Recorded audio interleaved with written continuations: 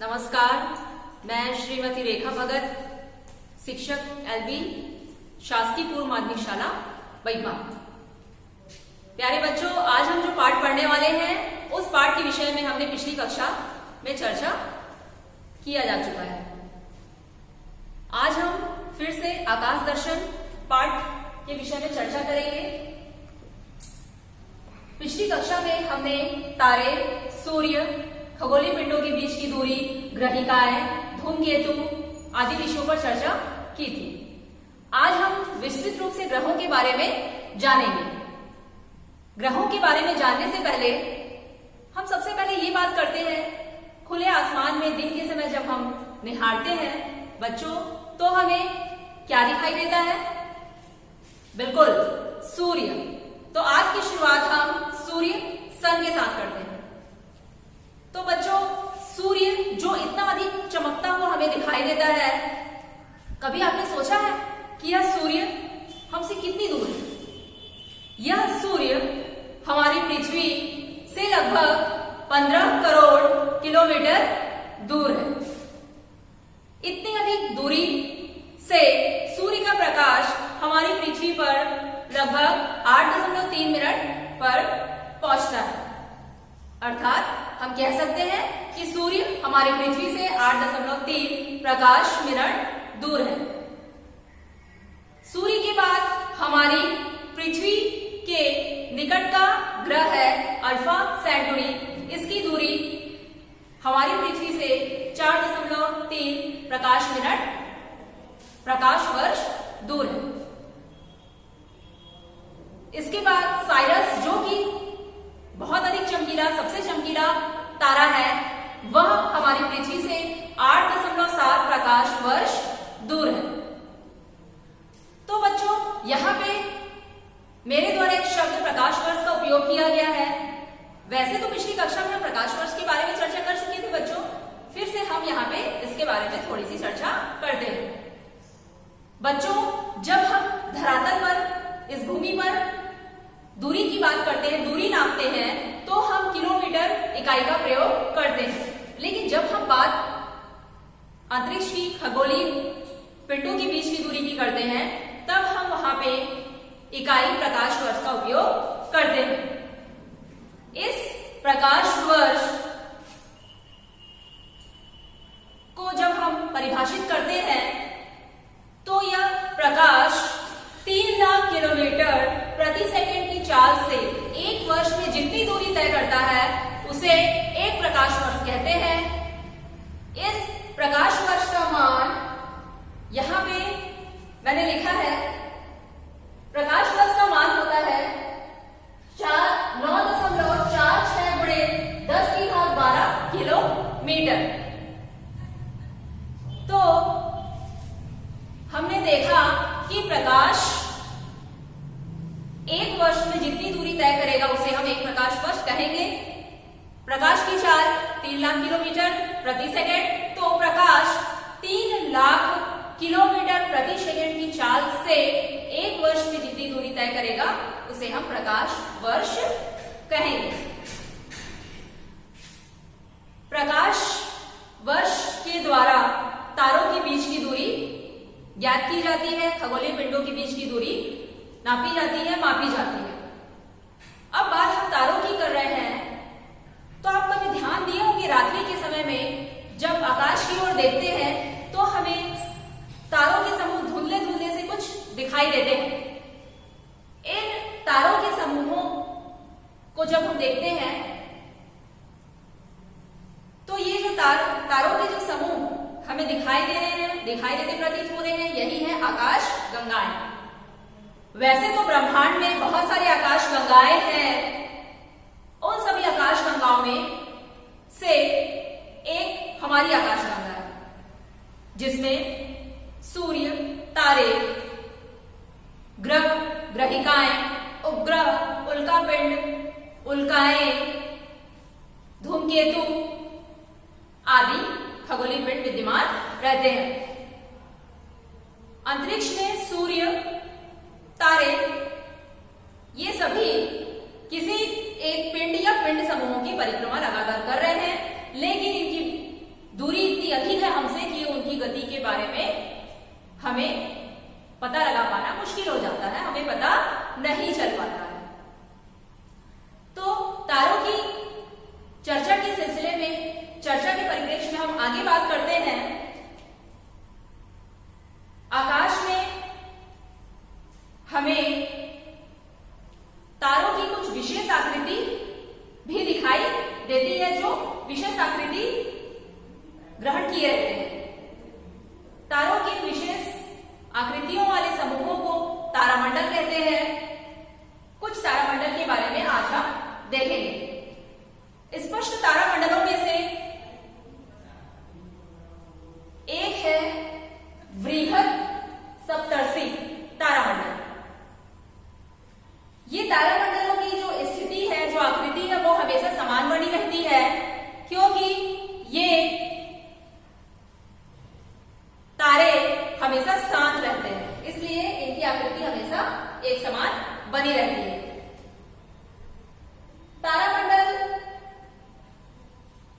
में एक है वृहद सप्तर्षि या उर्सा मेजर। इसमें तो तारे बहुत सारे होते हैं, परंतु इस तारामंडल में 7 तारे अधिक चमकीले, अधिक स्पष्ट दिखाई देते हैं। तो यहां भी हम वृहद सप्तर्षि तारामंडल देख रहे हैं, जिसकी आकृति कलछुल या हम कह सकते हैं प्रश्न चिन्ह के समान दिखाई हमको दे रही है। इस तारामंडल में 7 तारे अधिक चमकीले हैं, जिसमें से 3 जो तारे हैं वो हमें कहां दिखाई दे रहे हैं? वह इस कलछुल के हैंडल में है, विद्यमान है, और 4 तारे इस कलछुल के कटोरे में विद्यमान है। तो बच्चों, आप यहाँ पे देख पा रहे होंगे या देखे भी आकाश में, आप इसको कई बार देखे रहे होंगे या सोचे भी रहे होंगे कि आखिर ये चम्मच की आकृति जैसा क्या है। तो उस तारामंडल का आज से पहले कभी आप लोगों ने नाम यदि नहीं जाना होगा या जानकारी नहीं मिल पाई होगी, तो आज के बाद आप उस तारामंडल को नाम दे सकते हैं वृहद सप्तर्षि उर्सा मेजर तारामंडल, जिसमें से 7 तारे हमें स्पष्ट दिखाई देते हैं और 3 तारे बड़ी कलछुल के हैंडल में, 4 तारे कलछुल के कटोरे में स्थित होते हैं। और ये जो 4 तारे कटोरे में स्थित है, उनमें से 2 सामने के जो तारे हैं वो इस कलछुल के संकेतक तारे कहलाते हैं। इन संकेतक तारों को मिलाने वाली काल्पनिक रेखा को यदि हम आगे की ओर बढ़ाते जाएं, तो ये ध्रुव तारे की ओर संकेत करते हैं। ये ध्रुव तारा इस कलछुल के सामने के संकेतक तारे के मिलाने वाली रेखा के आगे स्थित होता है। अब यहाँ पे ध्रुव तारे की बात चूंकि आ गई है, तो बच्चों हमने पिछली कक्षा में ध्रुव तारे के बारे में चर्चा किया हुआ था, फिर हम यहाँ आज फिर से देखेंगे ध्रुव तारा। ध्रुव तारा उत्तर दिशा में हमें दिखाई देता है। ध्रुव तारा सदैव उत्तर दिशा में हमें प्रतीत दिखाई देता है, स्थित रहता है। एक प्रश्न यहाँ पे उभर कर सामने आता है कि बाकी तारों के समान ध्रुव तारा हमें गति करता हुआ क्यों दिखाई नहीं देता, या हम कह सकते हैं ध्रुव तारा हमें स्थिर प्रतीत क्यों होता है। तो बच्चों, उसके उत्तर में हम ये बात जानना चाहेंगे, ये बात करते हैं कि यह जो ध्रुव तारा है वह पृथ्वी के घूर्णन अक्ष पर स्थित होने के कारण ध्रुव तारे की स्थिति पृथ्वी के किसी भी स्थान के सापेक्ष नहीं बदलती। ठीक है बच्चों, जो ध्रुव तारा है वह पृथ्वी के घूर्णन अक्ष पर स्थित होने के कारण इसकी स्थिति पृथ्वी के किसी भी स्थान के सापेक्ष नहीं बदलती है और यह स्थिर प्रतीत होता है। हालांकि यह स्थिर नहीं होता है, सभी तारे गति करते हैं और पृथ्वी के सापेक्ष इनकी गति पूर्व से पश्चिम की ओर होती है। तारों की गति के विषय में हम पिछली कक्षा में चर्चा कर चुके हैं। तो बच्चों, यहाँ भी हमने बृहद सप्तर्षि, उर्सा किया, हमने ध्रुव तारे के विषय में चर्चा किया। ध्रुव तारा जो है वह उत्तर दिशा में प्रतीत होता है और इसे हम दिशा सूचक भी कह सकते हैं। हमें दिशा का ज्ञान हो जाता है ध्रुव तारे को देखकर, क्योंकि ध्रुव तारा सदैव उत्तर दिशा में विद्यमान रहता है। इसी प्रकार तारामंडल में अगला है मृग या ओरायन तारामंडल। हमने बात किया तारामंडल में तारों की जो आकृति है, तारों की जो स्थिति है वह सदैव एक सी बनी रहती है और तारामंडल में जो तारे होते हैं वो विशेष आकृति ग्रहण किए हुए रहते हैं, तारों की स्थिति की आकृति। तो मृग या ओरायन तारामंडल में जो तारे इस प्रकार उपस्थित रहते हैं कि यह एक शिकारी की तरह दिखाई देते हैं। जैसे कि कोई शिकारी शिकार करने की स्थिति में, शिकार करने की मुद्रा में है। तो यहां पे आप देख पा रहे होंगे कि मृग या ओरायन तारामंडल में जो तारों की स्थिति कुछ इस प्रकार की है या कि यह शिकारी की तरह दिखाई दे रहे हैं, तो इस वजह से इसे कालपुरुष नाम भी दिया गया है। इस प्रकार तारामंडल के विषय में चर्चा करने के उपरांत हम आगे ग्रहों के बारे में बात करेंगे। तो प्यारे बच्चों, ग्रहों के बारे में हमने थोड़ी बहुत जानकारी पिछली कक्षा में हासिल की हुई है। क्या कि हमारे सौर परिवार में 8 ग्रह।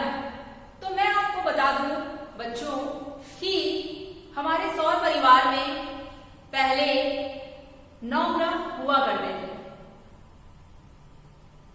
चूंकि इन 9 ग्रहों में 9वां ग्रह जो है अब जिसे यम या प्लूटो के नाम से जाना जाता है, वह हमारे सौर परिवार का सदस्य नहीं। 76 वर्षों से उसके ग्रह होने पर विवाद चलता रहा और अंततः उसे ग्रहों की श्रेणी से बाहर निकाल दिया गया। इस विषय में फिलहाल हम बाद में चर्चा करेंगे, बात करेंगे कि क्यों यम को, प्लूटो को ग्रहों की श्रेणी से बाहर कर दिया गया। तो सबसे पहले हम ग्रहों के बारे में बात करते हैं। सूर्य से दूरी के क्रम में सबसे पहला है बुध, जिसे हम मरकरी कहते हैं। तो बच्चों, बुध या मरकरी, जैसा कि आप देख पा रहे होंगे, सूर्य से सबसे नजदीक का ग्रह। तो सबसे नजदीक का जो ग्रह है उस पर स्वाभाविक सी बात है सूर्य की रोशनी, सूर्य का जो प्रकाश है वह कैसा होगा, तेज होगा। तो सूर्य का प्रकाश पड़ेगा, अधिक पड़ेगा पास होने के कारण। तो इस वजह से यह बुध सबसे गर्म ग्रह होता है। उसके पश्चात अगला ग्रह है शुक्र, या जिसे हम वीनस कहते हैं। यह जो शुक्र है वह दूरी के क्रम में, सूर्य से दूरी के क्रम में दूसरे क्रम पर है, दूसरे नंबर पर है। शुक्र बहुत ही चमकीला है। इसके चमकीले होने का कारण इसके चारों ओर पाया जाने वाला वायुमंडल है। इसके चारों ओर पाया जाने वाला जो वायुमंडल है वह सूर्य से आने वाली जो प्रकाश की किरणें हैं उसकी अधिकांश मात्रा को वापस कर देता है, परावर्तित कर देता है, लौटा देता है, जिसकी वजह से यह अधिक चमकीला दिखाई देता है। यह प्रक्रिया यह घटना आप सूर्योदय से पूर्व या सूर्यास्त के पश्चात देख सकते हैं। तो बच्चों, शुक्र चूंकि चमकीला ग्रह है, इस वजह से हम इसे भोर का तारा या संध्या का तारा कहते हैं। इसके साथ ही शुक्र व्यास में पृथ्वी के समान है, इस वजह से इसे पृथ्वी की बहन भी, पृथ्वी ग्रह की बहन भी, बहन ग्रह भी कहा जाता है शुक्र को। अब यहाँ पे बुध और शुक्र दोनों के ज्ञात उपग्रह नहीं। उपग्रह ग्रह के बारे में हम पिछली कक्षा में चर्चा कर चुके हैं बच्चों। ग्रह वे आकाशीय खगोलीय पिंड वे आकाशीय पिंड होते हैं जो सूर्य के चारों ओर निश्चित कक्षा में परिक्रमा करते हैं, चक्कर लगाते हैं, और उपग्रह जो ग्रह की परिक्रमा करते हैं, चक्कर लगाते हैं। तो बुध और शुक्र का कोई भी ज्ञात उपग्रह नहीं। अगला हम देखते हैं पृथ्वी। पृथ्वी सूर्य से दूरी के क्रम में तीसरे नंबर का ग्रह है, तीसरे क्रम का ग्रह है, जिसे अर्थ भी कहते हैं। आप सभी बच्चों को, सभी लोगों को मालूम है कि पृथ्वी ही एकमात्र ऐसा ग्रह है जिस पर जीवन है, अन्य किसी भी ग्रह पर जीवन नहीं। तो पृथ्वी ग्रह होने के कारण स्वाभाविक सी बात है सूर्य के चारों ओर क्या करेगी, परिक्रमा करेगी, चक्कर लगाएगी।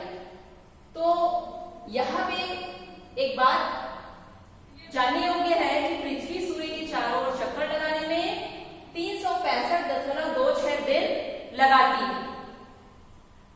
यहां पे आप लोग अपनी कॉपी में नोट करते जाइएगा, जो नोट करने योग्य बिंदु है उनको, उस चीज को। तो पृथ्वी सूर्य के चारों ओर चक्कर लगाने में, परिक्रमा करने में 365.26 दिन का समय लेती है। 0.26 दिन, यही 0.26 दिन हर चौथे वर्ष एक दिन में बदल जाता है, और ये जो बढ़ा हुआ एक दिन है वह हमारे कैलेंडर के फरवरी महीने में जुड़कर 29वां दिन बनता है, और यही चौथा वर्ष कहलाता है लीप वर्ष, जिसमें वर्ष में 366 दिन होते हैं, और फरवरी में 29 दिन का महीना होता है, फरवरी का महीना, और वह साल, चौथा साल कहलाता है लीप वर्ष। एक बात। और दूसरी बात, पृथ्वी सूर्य के चारों ओर परिक्रमा करने के साथ साथ, चक्कर लगाने के साथ साथ अपनी धुरी पर भी चारों ओर चक्कर लगाती है, घूमती। तो पृथ्वी अपनी धुरी पर घूमने में 24 घंटे का समय लेती है, और इसी वजह से दिन और रात होते हैं। आप सभी को पता है 12 घंटे के दिन, 12 घंटे का रात होता है। तो वह कारण किसके कारण है? पृथ्वी के अपने धुरी पर घूमने की कारण है। इसके अलावा पृथ्वी अपनी अक्ष पर थोड़ी सी झुकी हुई है। इसके अलावा पृथ्वी अपनी अक्ष पर थोड़ी सी झुकी हुई है। पृथ्वी के अपने अक्ष पर झुके होने के कारण ऋतु परिवर्तन होता है, मौसम में बदलाव आता है। तो प्यारे बच्चों, यहाँ पे हमने 3 बात जानी कि साल में कभी 365 दिन क्यों, कभी 366 दिन क्यों, फरवरी का महीना कभी 28 का क्यों होता है, कभी 29 का क्यों होता है। तो आप यदि अपनी कॉपी में नोट करना चाहें तो कर सकते हैं कि पृथ्वी के द्वारा सूर्य की परिक्रमा लगाने में 365.26 दिन लगाया जाता है, और यह 0.26 दिन हर चौथे वर्ष में बढ़कर एक दिन का रूप ले लेता है, और यही बढ़ा हुआ दिन फरवरी महीने में 29 दिन बन जाता है, और वही चौथा वर्ष कहलाता है लीप वर्ष। इसके बाद पृथ्वी अपनी धुरी पर भी लगातार चक्कर लगा रही है, जिसकी वजह से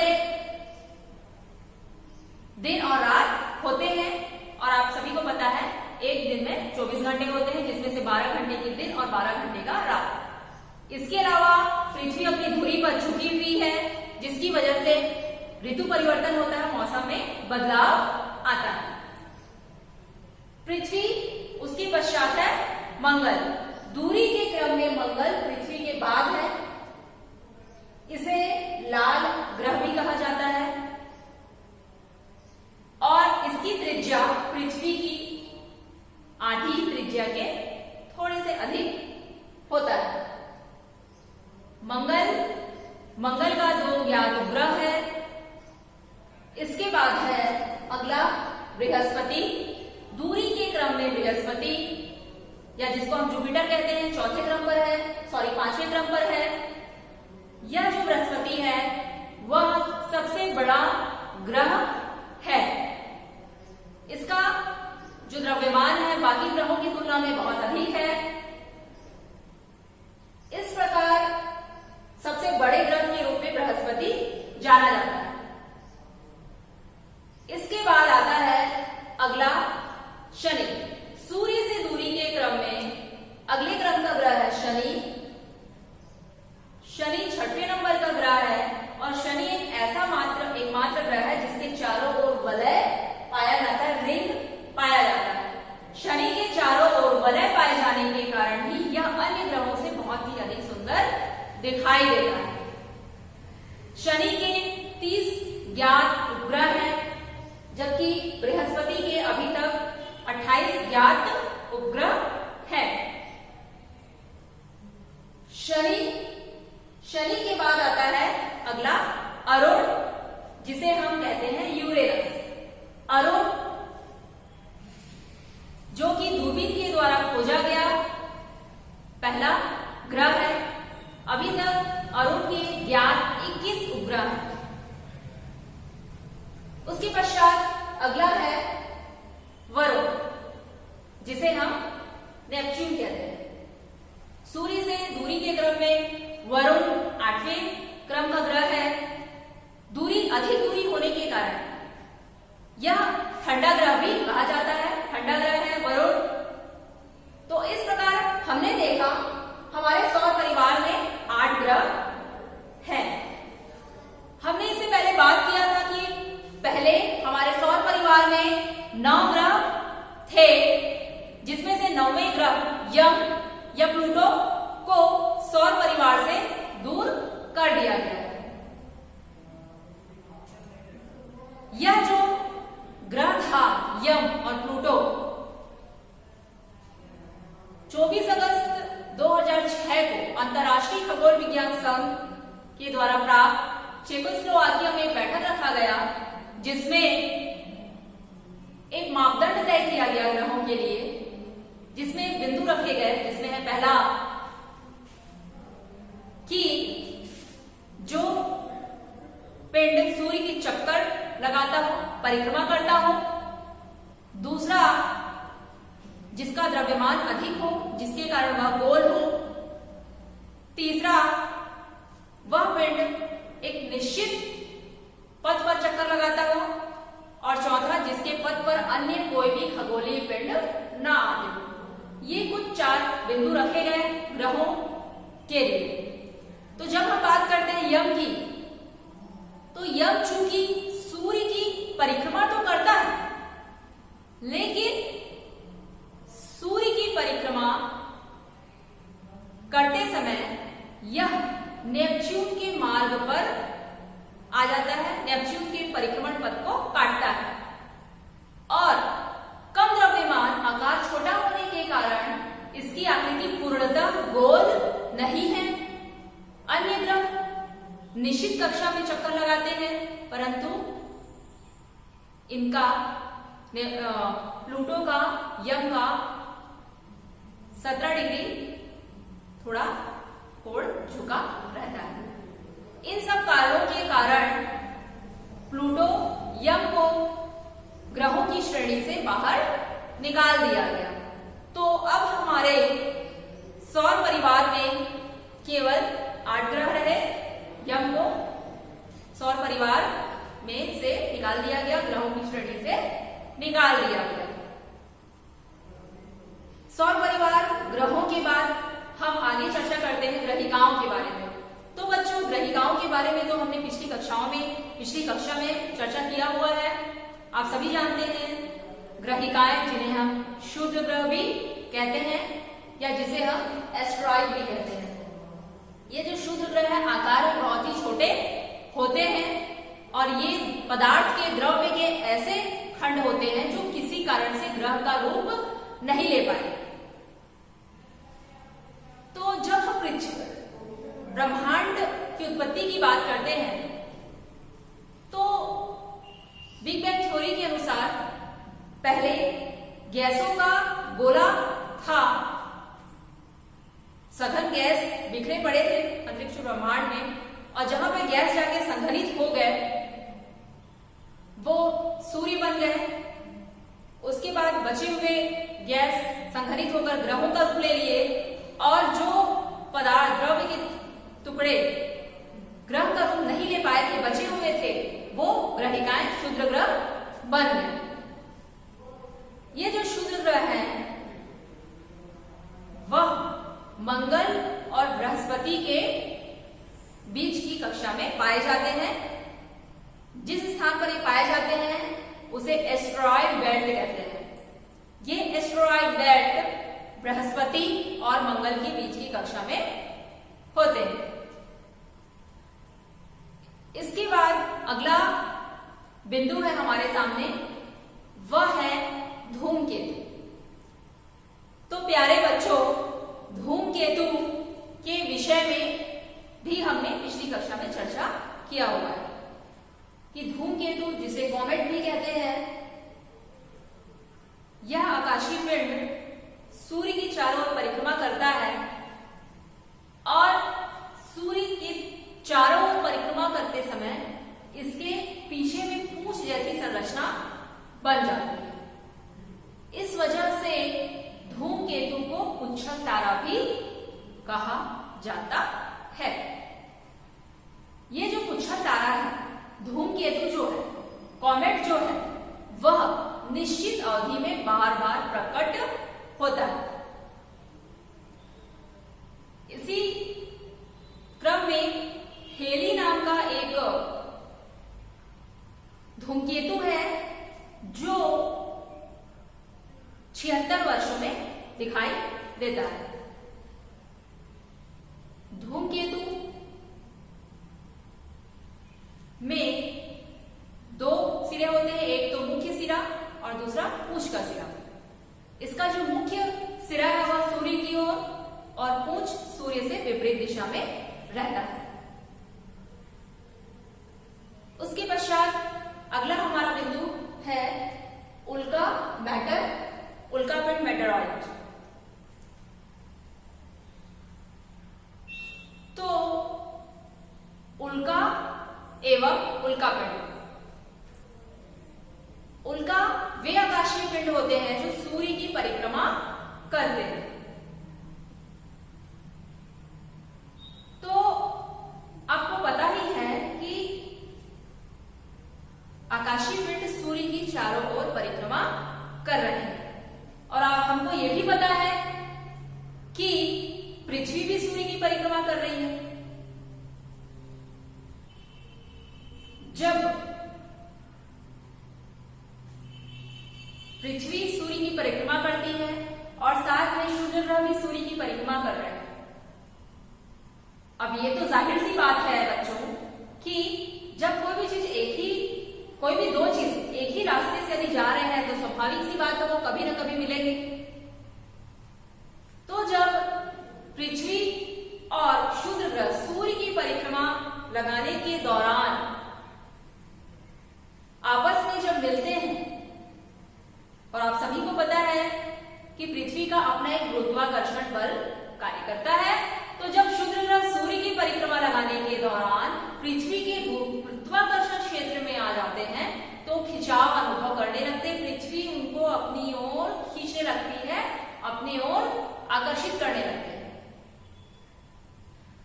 तो जब ये उल्का पृथ्वी की ओर आकर्षित होती हैं और जब उनके गुरुत्वाकर्षण क्षेत्र से आकर्षित होने लगते हैं और जब उसकी तेजी से उसके वायुमंडल में प्रवेश करने लगते हैं उल्काएं, तो उसके वायुमंडल में घर्षण के कारण क्या हो जाती है, आग लग जाती है। तो जो कि एक चमकदार धारी के रूप में हमें आकाश में दिखाई देता। आप लोग कभी देखे भी होंगे आसमान में रात्रि के समय अचानक से लंबी सी धारी हमको दिखाई देती है, जिसे हम बोलते हैं टूटता तारा, और विश भी मांगते हैं। आप लोग भी ऐसा करते होंगे। तो वास्तव में वो तारा नहीं है बच्चों, वो वास्तव में उल्का है जो पृथ्वी के गुरुत्वाकर्षण बल के कारण पृथ्वी की ओर खींचा चला आया। वायुमंडल, पृथ्वी के वायुमंडल में आकर घर्षण के कारण उसमें आग लग गई आकाशीय पिंड में और वह जल गया। इसके बाद कई ऐसे आकाशीय पिंड उल्काएं हैं जो पृथ्वी के वायुमंडल में प्रवेश करके घर्षण के कारण जल जाते हैं, और जो नहीं जल पाते वो पृथ्वी की धरती पर, हमारी धरती पर बिना जले ही गिर जाते हैं। तो जब ये बिना जले पृथ्वी पर गिरते हैं उस स्थिति में इसे उल्का पिंड कहते हैं, और जो जल जाते हैं वो उल्का है।